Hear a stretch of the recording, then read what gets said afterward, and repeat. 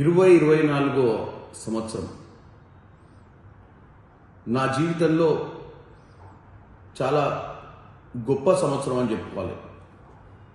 ఎందుకంటే 2024 సంవత్సరంలో 20 ఏళ్ల రాజకీయ పోరాటం నాకు ఒక మంచి అవకాశం వచ్చి పార్లమెంట్ సభ్యునిగా కావడం, దాంట్లో ముఖ్యంగా భువనగిరి ప్రజలకు రేపు రానున్న కొత్త సంవత్సరము, ఈ సంవత్సరంలో వారు నాపై చూపించినటువంటి ప్రేమను గుర్తు చేసుకుంటూ నేను ఈరోజు కొన్ని అంశాలు మాట్లాడాలనుకుంటున్నాను.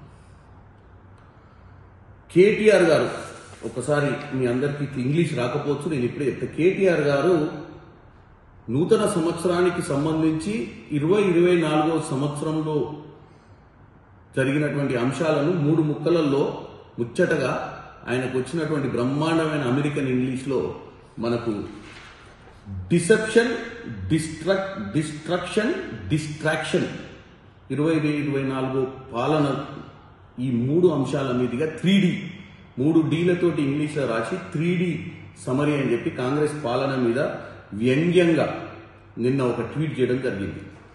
దీంట్లో డిసెప్షన్ అంటే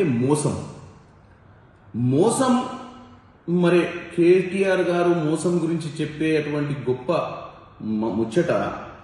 గత 10 ఏళ్ల పాలనలో మోసం అంటే, ఈ సంవత్సర పాలనలో మోసం జరగలేదు కేటీఆర్ గారు. గత 10 ఏళ్ల పాలన మీ నాయన ఉద్యమం చేసినప్పుడు దళిత ముఖ్యమంత్రిని చేస్తా అన్నది మోసము. మీ నాయన 2 లక్షల ఉద్యోగాలు ఇస్తా అని నీళ్లు నిధులు నియామకాల నినాదంతో ఎంతో మంది బలిదానాల, యూనివర్సిటీ విద్యార్థుల బలిదానాలను తెలంగాణ తెచ్చుకున్నటువంటి తెలంగాణలో ఉద్యోగాలు 2 లక్షలు ఇయ్యకపోవడము, 2 లక్షల మాట పక్కన పెట్టు, గ్రూప్ 1 గ్రూప్ 2 డిఎస్సీలు కూడా పరీక్షలు పెట్టలేని పరిస్థితి దాన్ని మోసం అంటారు. ఇక పోతే 7 లక్షల కోట్లు అప్పు చేసి దానికి తాలూకాల చీకటి జీవోలు చేసి ప్రజలకు అర్థం కాని పాలనను అందించినందుకు మోసం అంటారు. దానిని మొదటి డిసెప్షన్ అంటే మీరు చేసిన 10 ఏళ్ల పాలన.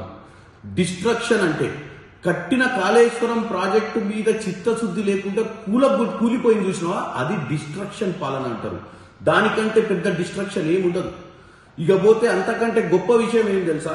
డిస్ట్రక్షన్ అంటే మన సాంప్రదాయం, మన పద్ధతుల్ని భారతదేశ వ్యాప్తంగా ఢిల్లీకి పోయి లిక్కర్ బిజినెస్ చేసినటువంటి వ్యవస్థ మీ కుటుంబంలో ఉంది. దాన్ని అంటారు డిస్ట్రక్షన్ అని, అంటే మన సంప్రదాయాన్ని డిస్ట్రక్షన్ చేయడం అని. ఇక పోతే 3వ అంశం డిస్ట్రాక్షన్ అంటే అసలు ఆలోచన లేకపోవడం అని. డిస్ట్రాక్షన్ అంటే పరధ్యానంలో ఉండడం అని. మరి ఆ 3వ అంశం మీ నాయన కంటే మించి ఎవరికి వర్తించదు. 10 ఏళ్ల పాలనల 10 రోజులు కూడా సెక్రటేరియట్ ముఖం చూడలేదు. ప్రగతి భవన్ అని మీరు పెట్టుకున్న భవనంలో కూడా ప్రజల్ని కలవలేదు. ఎప్పటికీ ఫామ్ హౌస్ లో ఉండి పరధ్యానంలో బతికింది ఆ రోజు ఉన్నటువంటి ముఖ్యమంత్రి 10 సంవత్సరాలలో.